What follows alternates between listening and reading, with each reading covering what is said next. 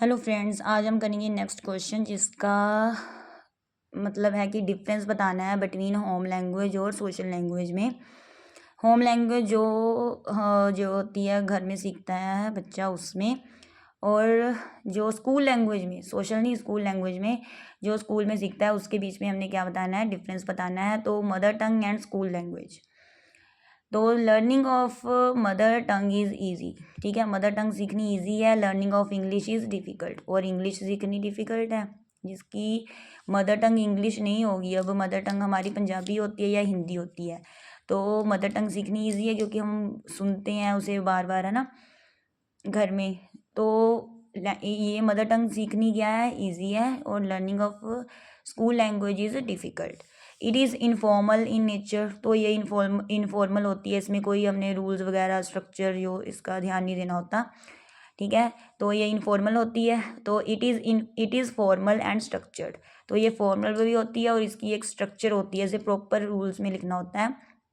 It is possible to learn the mother tongue without the help of expert teachers, तो ये भी possible है कि हम बिना किसी जो एक्सपर्ट टीचर के हम मदर टंग सीख लेते हैं।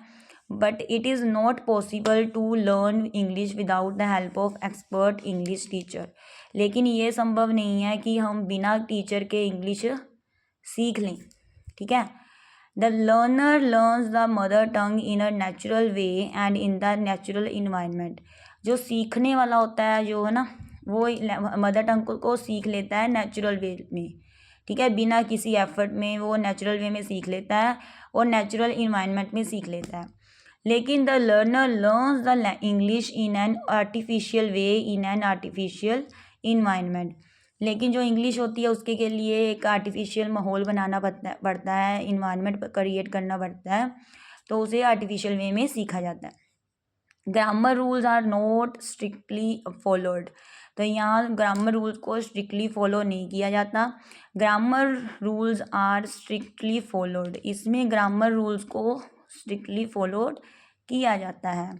It develops listening and speaking skills first, तो जो मदर टंग होती है उसमें हम कैसे सीखते हैं, सुनते हैं और बोलते हैं ना, तो 2 स्किल्स डिवेल्प होती हैं। लेकिन जो इंग्लिश होती है it develops listening, speaking, reading and writing skills, तो ये हमारी क्या करती है, सुनने की भी, बोलने की भी, पढ़ने की भी, लिखने की जो कौशल होती हैं उनको डिवेल्प करती है। तो this is the difference between home language and school language. Very easy notes, ठीक है, which help in your study. Thanks.